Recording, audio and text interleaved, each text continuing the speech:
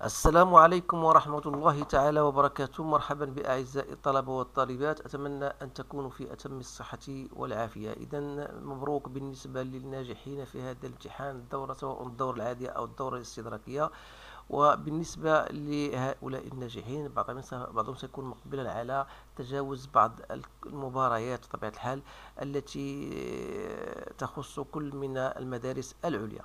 إذا أقترح عليكم هنا بعض التمارين التي استخلصتها من بعض المباريات، ومنها ما سبق أن طرحته في فيديوهات سابقة يمكنكم الرجوع إليها بالدخول إلى القناة باك أون بوش وتمشوا ديريكتومون لا بلاي ليست كونسيرنون البريباراسيون دي كونكور.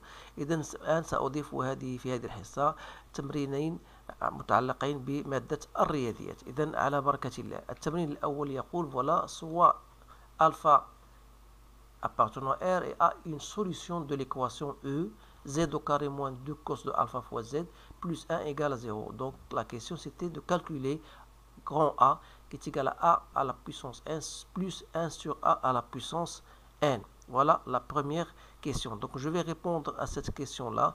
Donc vous pouvez stopper la vidéo pour la préparer et en fin de compte vous allez comparer vos résultats avec la mienne, ou bien vous allez me suivre directement dans cette vidéo.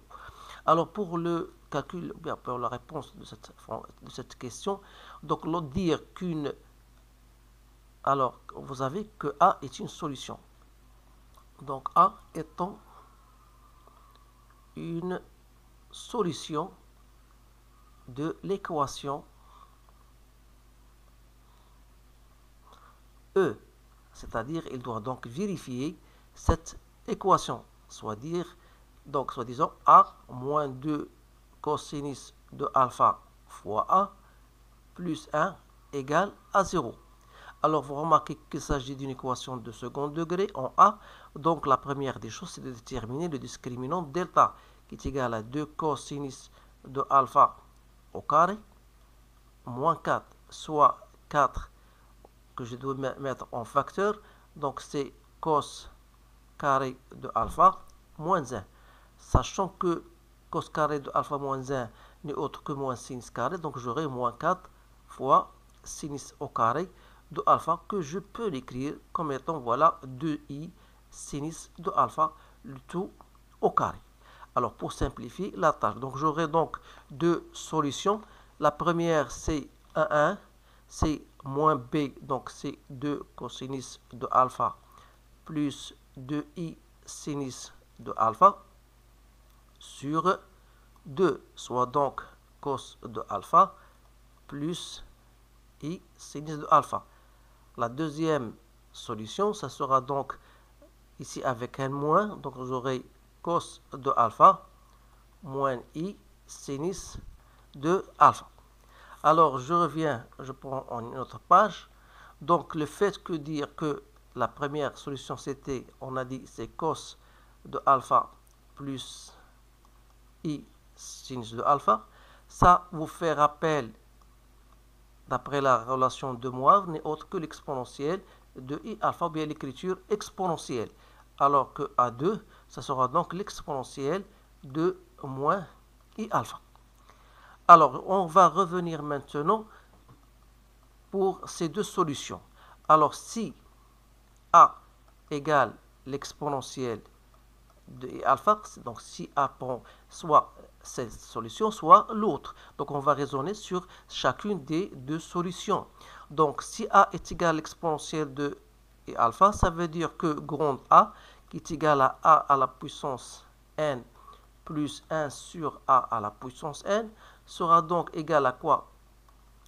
A, c'est quoi? C'est l'exponentielle de i alpha à la puissance n, qui n'est autre que l'exponentielle de n et alpha, plus 1 sur l'exponentielle de n et alpha. Ou plutôt, c'est l'exponentielle de n et alpha plus l'exponentielle de moins i et alpha. Ce sont des choses que vous connaissez, que l'exponentielle 1 sur exponentielle de x, c'est l'exponentielle de moins x. D'autre part, d'après la formule de Euler, donc c'est un rappel que vous devez connaître, bien sûr. La formule d'Euler vous dit que l'exponentielle de i, delta plus l'exponentielle de moins I delta est égal à 2 cosinus de delta. Alors, en appliquant cette relation, vous devez donc dire que A n'est autre que deux fois cosinus de delta avec delta. C'est quoi? C'est n alpha.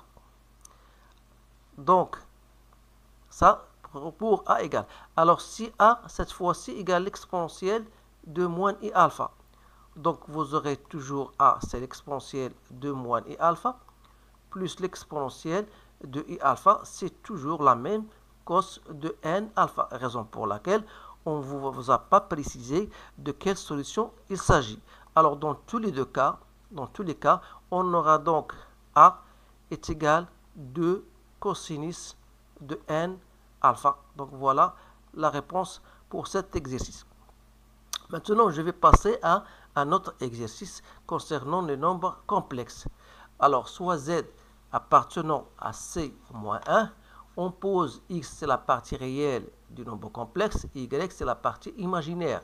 Alors, déterminer une relation qui lie x et y, telle que z n'appartient pas à R, et z au carré plus z plus 1 sur z moins 1 appartient à R. Alors, qu'est-ce que ça veut dire cela? Donc, on va d'abord prendre, donc z est égal à quoi? Est égal à x plus y. Alors, dire que z n'appartient pas à R, ça veut dire quoi? Ça veut dire qu'il n'est pas réel, c'est-à-dire que la partie imaginaire est différente de 0. Donc, si on pose grand Z pour la deuxième condition, z égale à z au carré plus z plus 1 sur z moins 1, alors dire que z appartient à R, ça veut dire que la partie imaginaire est nulle.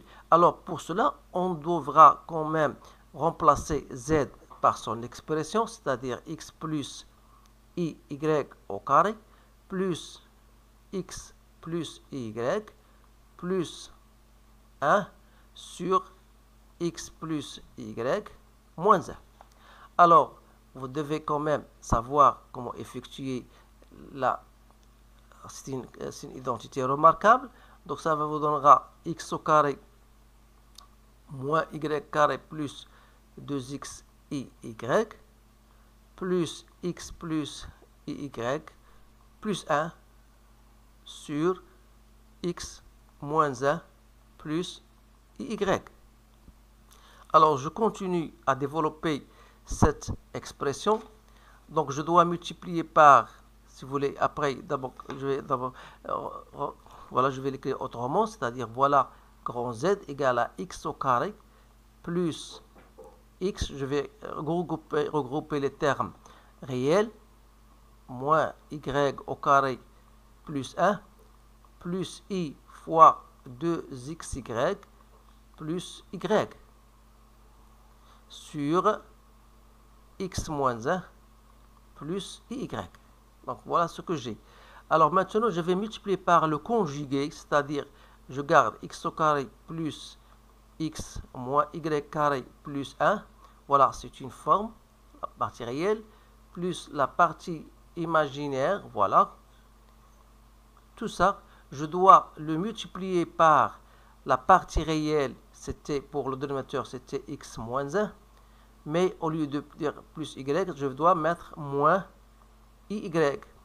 Toujours sur quoi? Sur x moins 1 plus y fois x moins 1 moins y.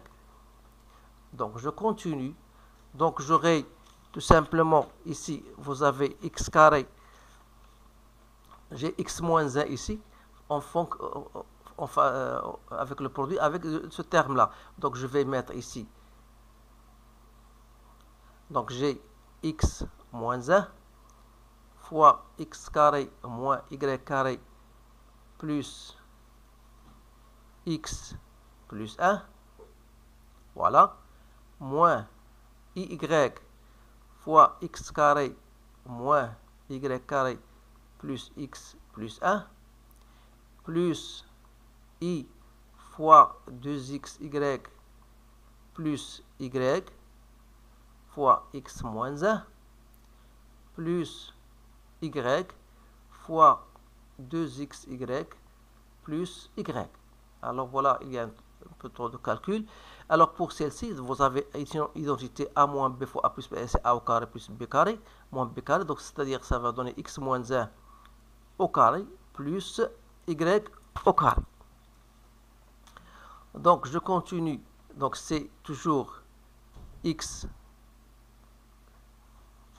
Donc c'est x moins 1 fois x au carré moins y au carré plus x plus 1 plus y fois 2xy plus y plus i en facteur. Donc vous aurez ici x moins 1 fois 2xy plus y moins y fois x au carré moins y carré plus x plus 1. Toujours sur x moins 1 au carré plus y carré. Alors si je reviens à ma condition, on a dit que z appartient à R, c'est-à-dire que la partie imaginaire devra être nulle. Autrement dit, x moins 1 fois 2xy plus y moins y fois x au carré moins y carré plus x plus 1 doit être égal à 0. C'est-à-dire x moins 1. Donc, si je mets y en facteur ici, ce sera 2x plus 1 fois y moins y fois x au carré moins y carré plus x plus 1 égale à 0. Alors, je peux factoriser avec y, c'est-à-dire y facteur de x moins 1 fois 2x plus 1 moins x au carré moins y carré plus x plus 1 égale à 0. Alors, puisque y, d'après la première condition, il est différent de 0, donc il reste seulement le deuxième terme, x moins 1 fois 2x plus 1 moins x au carré moins y carré plus x plus 1 qui est égal à 0. Donc je continue à effectuer mon calcul. Donc 2x carré plus x moins 2x moins 1 moins x au carré plus y carré moins x moins 1 égale à 0. C'est-à-dire, on peut simplifier avec ici x, voilà. Donc il reste x au carré moins 2x plus y carré moins 2 égale à 0. Alors là, je peux vous faire rappeler que ça, il s'agit bien d'une identité remarquable. Donc x moins 1 au carré. Alors le terme plus 1, donc je dois le supprimer. Plus y au carré moins 2 égale à 0. C'est-à-dire x moins 1 au carré plus y au carré égale à 3. Donc voilà une relation qui lie x et y, bien sûr. Alors même si cette question ne vous était pas demandée, on peut vous dire donc de quoi il s'agit, ou bien quel est l'ensemble des x, y, tel que z soit réel. Vous remarquez que ça n'est autre que l'équation d'un cercle. Vous pouvez l'ajouter si vous voulez, dans le cas où cette question sera demandée. Donc c'est un cercle que je peux appeler C, de centre oméga dont les coordonnées ce sont 1 et 0, et le rayon c'est racine de 3. Voilà pour ces deux exercices que j'ai bien sélectionnés parmi les exercices déjà posés dans les concours anciens. Alors je vous souhaite une bonne chance, je vous dis à bientôt.